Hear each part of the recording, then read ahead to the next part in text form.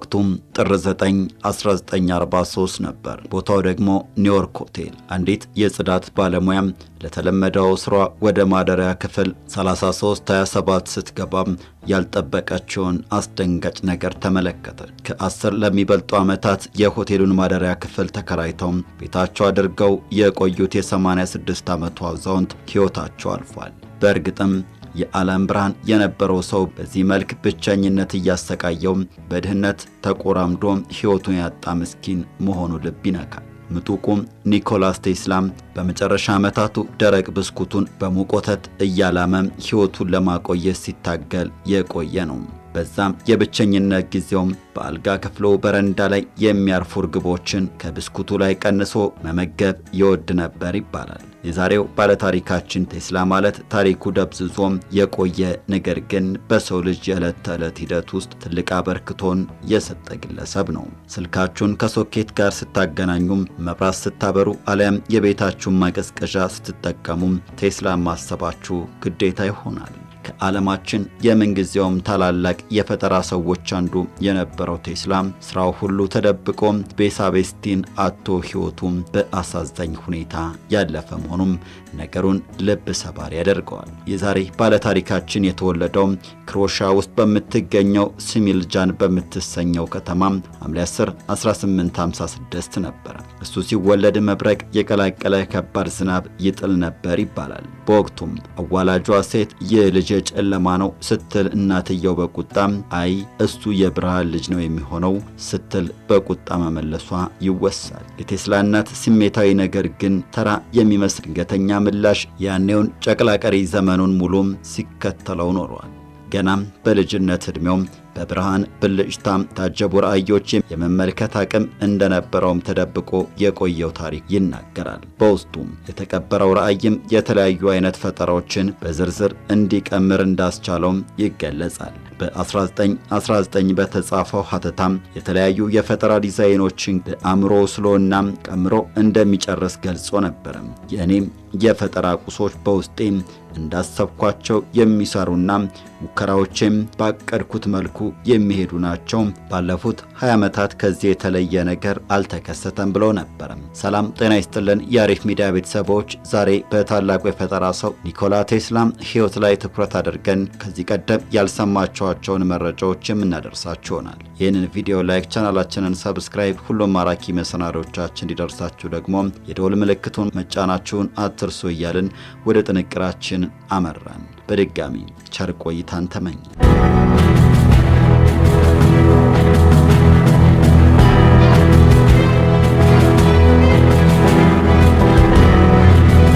ቴስላ በፈጠራ ዙሪያ ለነበረው የበዛ ፍላጎት እናቱን አብዝቶ ያመሰግን ነበር። ሉካ ማዲች በቤት ውስጥ ቀለል ያሉ ቁሶችን የምትሰራ መሆኗም ታዳጊው ወደ ፈጠራ እንዲያዘነብል ትልቅ መነሻ ሆኖታል።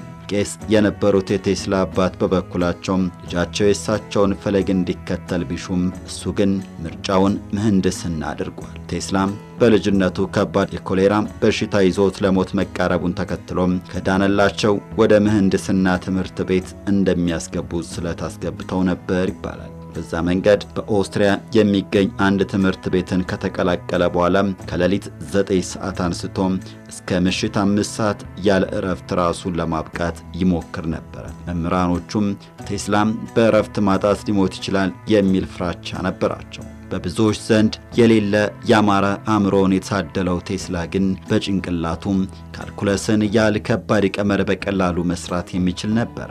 ያን ብቻ ሳይሆን 8 ያህል ቋንቋዎችን የመናገር ጸጋ ነበረው ይባልለታል። በትምህርቱ ጎበዝ ቢሆንም በቁማር ሱስ የተነሳ ትምህርቱን መጨረስ አለመቻሉን ምንም አሉታዊ ተጽዕኖ ያልፈጠረበት ሰው ነበር ቴስላ።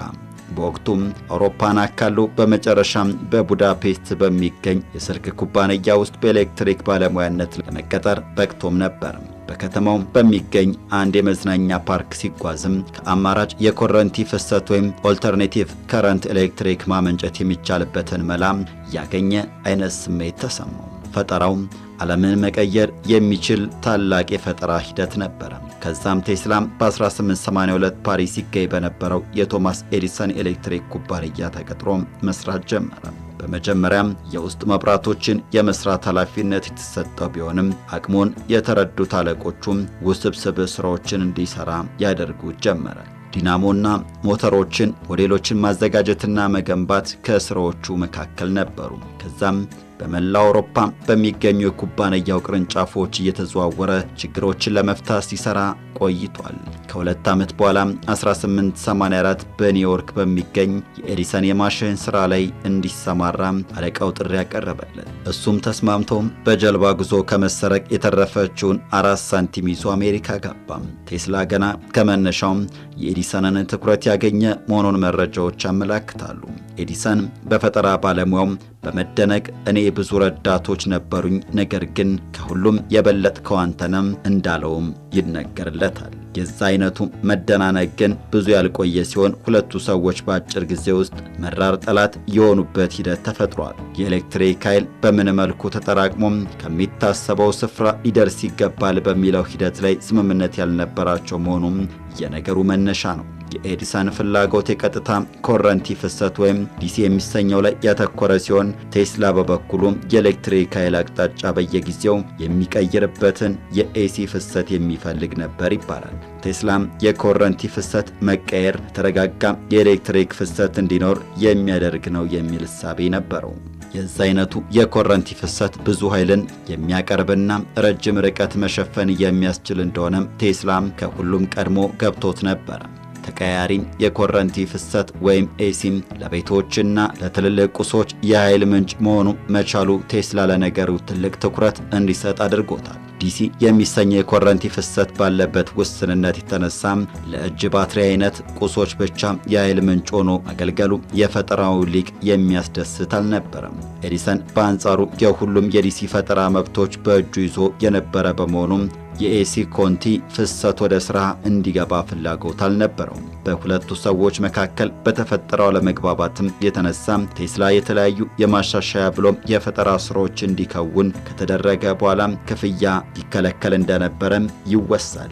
ኤዲሰን በጊዜው ከፍተኛ የሚባለውንና እስከ $50,000 የሚደርስ ክፍያ ከለከለው። በኋላም የኛ የአሜሪካውያንን ቀልድ አታውቀውም ማለት ነው እያለ ያሾፍበት ነበር ይባላል። ቴስላም ለሚደርስበት በደል አማራጭ በሚል የራሱን የኤሌክትሪክ ኩባንያ ለማቋቋም ሞክሮ ሳይሳካለት ቀርቷል። ሐሳቡም ከኢንቨስተሮች በኩል ተቀባይነት ያላገኘ ከመሆኑ ባሻገር ኩባንያውን በድርሻ ገበያ ወክሎት የነበረ በመሆኑም የድርሻ ገበያው ሲያሽቆለቁል የፈጠራ ሐሳቡም ሊነጠቅ በቅቷል። ቴስላ ኩባንያውን መነጠቁን ተከትሎ በ$2 ክፍያ የፍሳሽ ቱቦ የመቆፈር ሥራ ላይ ለመሰማራት ተገዶ ነበር። ብዙም ሳይቆይ ግን የአማራጭ ኮረንቲ ፍሰትን የያዘው የ1887 የኤሲ ፈጠራውን ዳግም የሀብትን ማማ እንዲያገኝ መንገድ ከፍቶለታል። ቴስላ የሰራው ሞተር የኤሌክትሪክ ኃይልን ውጤታማ በሆነ ሁኔታ ወደ ሜካኒካል ኃይል መቀየር የሚችል ነበር።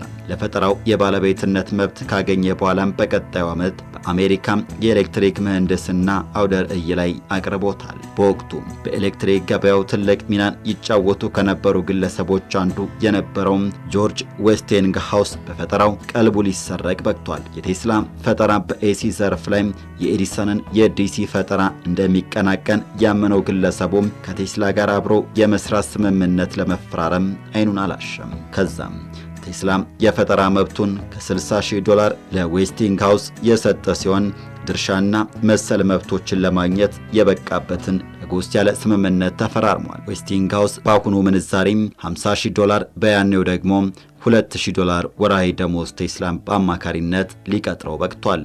በዛ መልክ የኮረንቲ ፍሰት ወይም የከረንት ፍልሚያው እንደ ብሎ መጀመሩ ይወሳል። ኤዲሰን ተቀናቃኞቹን ዌስቲንግሃውስና ቴስላን ከገበያ ውጪ ለማድረግ ብዙ ሙከራዎችንም ሲያደርግም እንደቆየም ይወሳል። በድብቅ ገንዘብ በመመደብ የኤሲ ፈጠራን ስም ለማጥፋት ሲንቀሳቀስም ቆይቷል። እንስሳትን ጭምር በመጠቀም የቴስላ ፈጠራ አደጋ ያለው መሆኑን ለማመልከት ብዙ ጥሯል።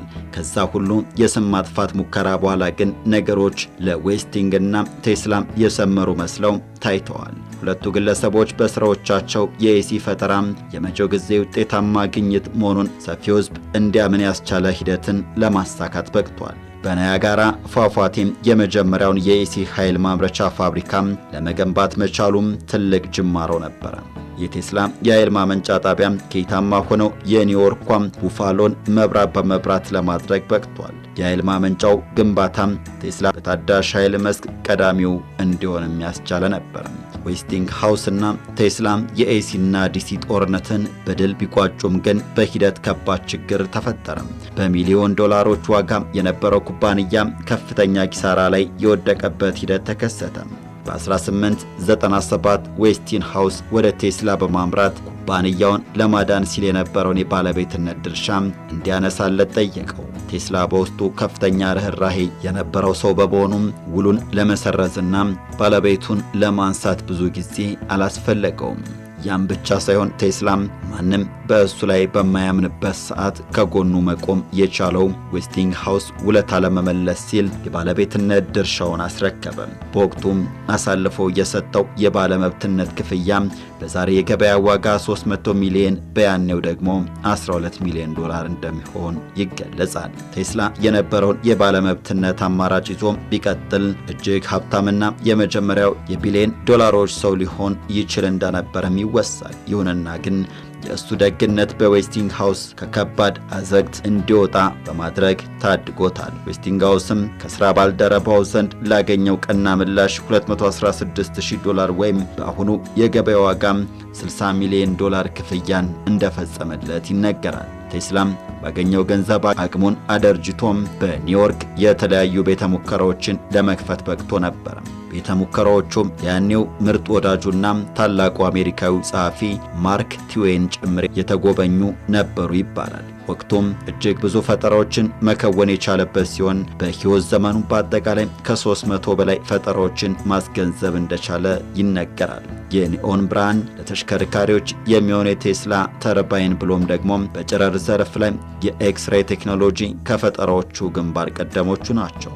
ቴስላም ከርቀት ተግባራትን ማዘዝና መፈጸም የሚያስችል የሪሞት ኮንትሮል ወይም ዋየርለስ ዘርፍ ላይ ጭምር ትልቅ አሻራን ጥሎ ማለፉ ይነገርለታል። በ1895 ቤተ ሙከራው በእሳት የወደመበት መሆኑ ግን የዓመታት ምርምሮቹንና ወሳኝ ዕቃዎቹን እንዲያጣ አድርጎታል። በወቅቱም የቤተ ሙከራውን በእሳት መውደም ተከትሎ ወሳኝ ፈጠራው ባለቤትነት ለሌለው ሰው መሰጠቱ ክፉኛ ንዴት ውስጥ ከቶት እንደነበረም ይወሳል። በመላው ዓለም የገመድ አልባ ግንኙነት ወይም ዋየርለስ ኮኔክሽን ኦን የማድረግ ፍላጎት ጨልሞ መቅረቱም ሕይወት ዳግም እንድትጨክንበት ምክንያት ሆኗል። በገንዘብ ድርቅ የተመታው ቴስላም በ1903 አማራጭ በማጣቱ ፕሮጀክቱን ለማቆምና የፕሮጀክቱን ስፍራ ለቆ ለመሄድ እንደተገደደም ይወሳል። የአእምሮ መቃወስ ጭምር አጋጥሞት የነበረ ሲሆን ከ1933 አንስቶም የሕይወቱን የመጨረሻ 10 ያህል ዓመታት መግቢያችን ላይ በጠቀስነው ኒውዮርከር ሆቴል ለማሳለፍ ተገዷል። ዌስቲንግተን በአማካሪነት ቀጥሮት ለማደሪያው ይከፍልለት የነበረ ቢሆንም የቴስላ የመጨረሻ ጊዜያት በዕዳም የተዘፈቀባቸው ነበሩ። የዓለማችን ታላቁ ምጡቅ ሰው በሕይወት ብዥታ ውስጥ ቤሳቤስቲን ሳይኖረው ሕይወቱን ሊያጣ መብቃቱና ፈጠሮቹም የተዘረፉበት ሰው መሆኑም አሁንም ድረስ በቁጭት ይነሳል። አንዳንዶች ነገሩን ከዕድለቢስነት ጋር ያያይዙት ቢሞክሩም ቴስላን ለዛ ሁሉ መከራ ያበቃው ከካፒታሊስት ወይም አትራፊነት የራቀ ንጹሕ አእምሮ የነበረው ሰው በመሆኑ ነው ይባላል። በምንም መልኩ ለገንዘብ ትኩረት የማይሰጥና ለሳይንስ ፈጠራ እንዲሁም ለሰብአዊነት ራሱን የሰጠ እንደነበርም ይነገራል። ዓለምን ለመቀየር የነበረው የበዛ ፍላጎትም በፈጠራዎቹ አማካኝነት ተሳክቶ ዘመን ቀያሪ ሂደቶችን ኦን ማድረግ ችሏል። በተለይም ኤለን መስክ የኩባንያውን ስያሜ ቴስላ ማለቱ ብዙዎች ስለምጡቁ ግለሰብ እንዲያውቁ መንገድ የከፈተ ሆኗል። ተወደዳችሁ የአሪፍ ሚዲያ ቤተሰቦች ለሰዓቱ ያዘጋጀነው ጥንቅር የተከታተላችሁትን ይመስል ነበር። በሌላ ጥንቅራችን እስከምንገናኝ ሰላም።